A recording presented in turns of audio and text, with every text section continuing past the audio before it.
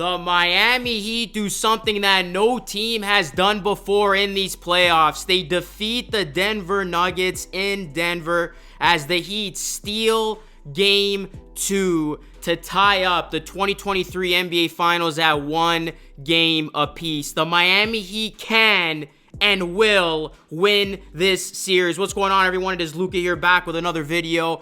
If I sound different, I am battling a cold right now, but that's not going to stop me from getting on this mic and talking about what we just saw. The Miami Heat, they are resilient, man. This team never quits. And while people were quick to say that the Heat were going to get swept in this series, what does Miami do? They come from behind, they take Game 2, and now all of a sudden, they steal home court advantage as this series now shifts to South Beach. The Miami Heat are relentless. They keep coming at you, and they just reminded everybody who they are tonight. The Denver Nuggets led by as many as 15 points in this game, and it looked like at one point that the Denver Nuggets were going to go on that avalanche run and really put the Heat away and blow them out for the second consecutive game of the series. The Nuggets, they led by 8 going into the fourth quarter. But then Miami, just as they've done all playoffs long,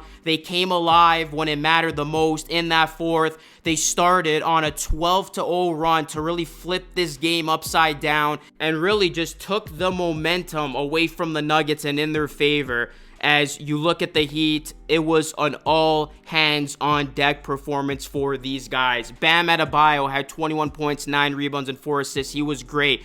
Jimmy Butler, he got off to a slow start in this one offensively, but he did a great job all night distributing the basketball. He had 9 assists, but what has Jimmy Butler done all playoffs long? When it's crunch time, Jimmy Butler delivers. He hit a couple of big shots late. He finished this one with 21 points. You know you can always count on Jimmy when the game is at its peak. And Gabe Vincent, he was looking like Allen Iverson out there. Gabe Vincent has been such a great story these playoffs, and he delivered again in this one. 23 points, finding his offense, really giving the Miami Heat a spark. And then Max Strus had 0 points in Game 1. People were making memes. They were mocking the guy. What does Max Strus do in Game 2 to respond from one of the worst games of his career? He puts up 14 points, and it was Max Strus who really got the Heat off to a great start. Miami was able to outscore Denver 26-23 in that first quarter,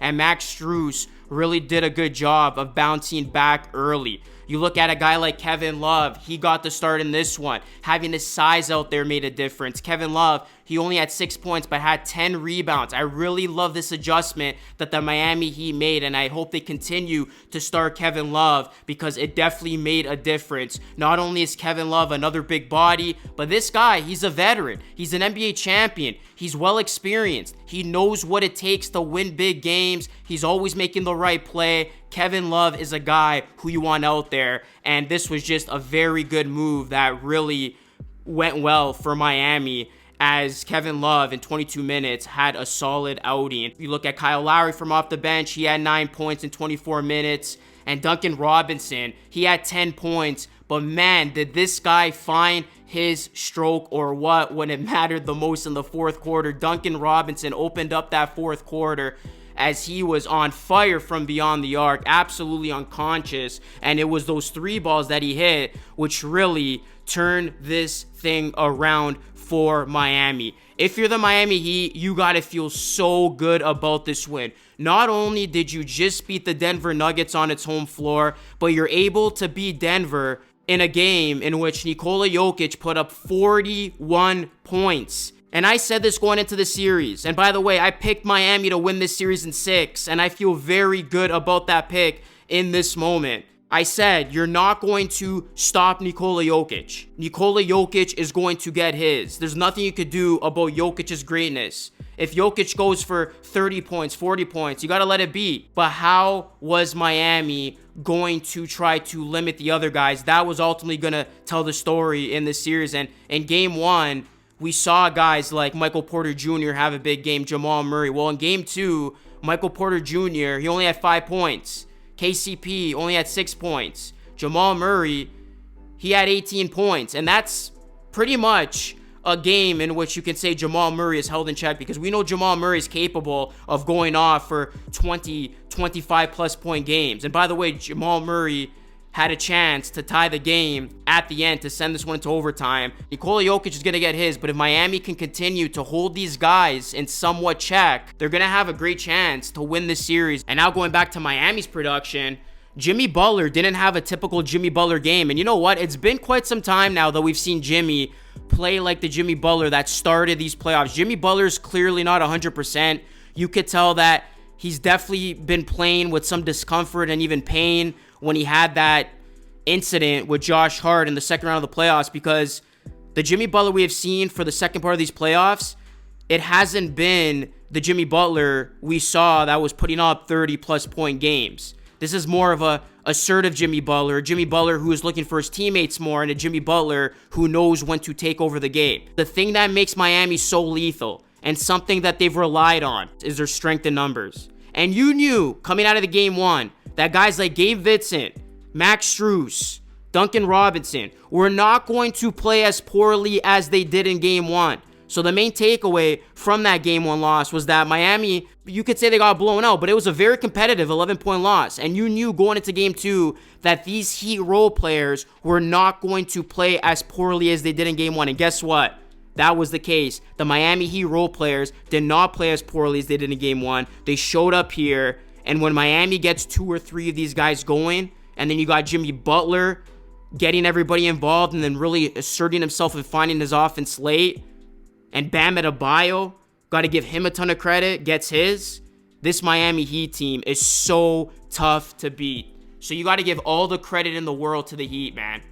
Eric Spoelstra deserves all the credit as well. He made the necessary adjustments, and Miami, they hung in there. They took a couple of big right hooks from Denver, but they never got knocked out. They stayed the course. They kept chipping away. This game was there for the taking all night long, and Miami finally decided to take this game in the fourth quarter as Miami took the lead, and they did not look back. This Miami Heat team, man, just when you think they are done, just when you think the Cinderella story is over, just when you think this team is going to be served a reality check, they keep coming at you. They keep coming back. This team does not surrender. This team does not quit. And that is why this Miami Heat team has made so many people, myself included, a believer in them. The Miami Heat win game 2, guys. They get it done. And now they are going to Miami for a game 3, feeling very good about themselves. Because you know, going into this series, Miami was just saying to themselves, we got to get one. We just got to get one in Denver. If we can get game 1 or game 2, we're going to have a great chance. Game 1 didn't go their way, but Miami gets game 2, and now all of a sudden, I believe they're in the driver's seat, as Miami now has an opportunity to really put some pressure on Denver in Miami. So let's see if Miami can seize the moment and continue to get it done. Miami Heat fans, how are you feeling after that one? The Miami Heat are just 3 wins away from winning the NBA championship. Let me know your full thoughts down below. Let me know what your reaction is to this one. Guys, hit a like on the video. It does help a ton. Please subscribe to the channel for more Heat and NBA content. That is it for me. This is Lucas signing off. As always, thank you so much for watching. Your support is greatly appreciated. I will catch you all again in the next video.